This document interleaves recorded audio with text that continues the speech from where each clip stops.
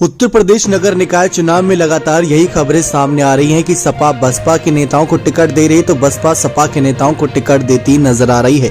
लेकिन इस बीच खबर यह भी है कि निकाय चुनाव से पहले शाहजहांपुर में सपा प्रत्याशी रही अर्चना वर्मा को भाजपा ने अपने दल में शामिल करके सपा में बड़ी सेंधमारी की। अब बसपा भी इसी रास्ते पर है। हालांकि बसपा की नजर पार्टी के कार्यकर्ताओं की जगह सपा के वोट बैंक पर है।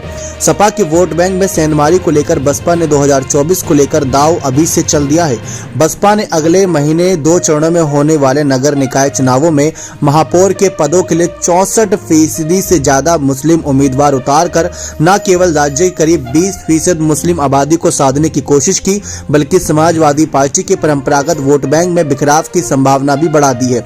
राजनीतिक जानकार इसे 2024 में होने वाले लोकसभा चुनाव के लिए मुसलमानों के बीच पैठ बनाने की बसपा की एक रणनीति मान रही है। उनका यह भी कहना है कि इससे सपा के परंपरागत मुस्लिम वोट बैंक में बिखराव हो सकता है। वहीं सपा और कांग्रेस ने इसे वोट बैंक काटने की रणनीति करार दिया है। साल 2017 में आपको लेकर चले तो साल 2017 में महापौर की 16 सीट में से 14 पर भाजपा और 2 पर बसपा जीती थी तथा सपा एक भी सीट नहीं जीत पाई थी। बसपा के नेता ने कहा कि पार्टी ने उत्तर प्रदेश में 4 मई और 11 मई को होने वाले निकाय चुनाव में नगर निगमों के महापौर की 17 सीटों में से 11 सीट पर 64% से ज्यादा मुस्लिम उम्मीदवार उतारकर मुस्लिम हितैषी होने का संदेश दिया है। वहीं सपा के मुख्य प्रवक्ता राजेंद्र चौधरी ने कहा कि एक मतदाता जानता है कि बसपा ने मुसलमानों को इतने टिकट क्यों दिए। वे खुद तो जीत नहीं सकती, इसलिए किसी और के इशारे पर ऐसा किया जा रहा है।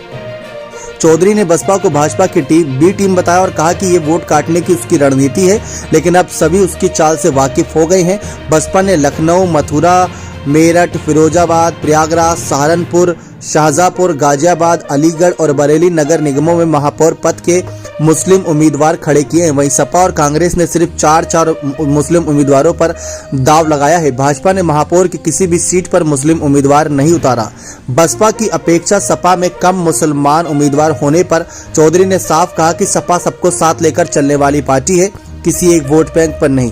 आपको बता दें, बसपा ने 2022 के विधानसभा चुनाव में 12% मत पाकर राज्य की 403 विधानसभा सीट में से सिर्फ 1 सीट जीती थी। बाद में बसपा प्रमुख मायावती ने मुसलमानों को प्रभावित करने के लिए मुहिम शुरू की। पिछले कुछ महीनों में मुसलमानों के मामलों में वह सर्वाधिक मुखर रही।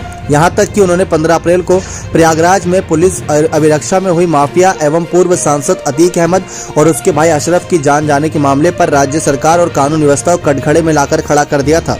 लेकिन आपको ये भी बता दें किस तरीके से तमाम बातें निकलकर सामने आ रही हैं कि कहीं ना कहीं MG फैक्टर, MY फैक्टर हर कोई मजबूत कर रहा है। लेकिन इस बीच भारतीय जनता पार्टी के स्टार प्रचारक फायर ब्रांड नेता योगी आदित्यनाथ बाजी मार जाएंगे, क्योंकि उनके साथ अब हर समाज चलना पसंद कर रहा है, क्योंकि उन्होंने माफियाओं का खात्मा किया, माफियाओं को जड़ से खत्म करने की मुहिम चलाई।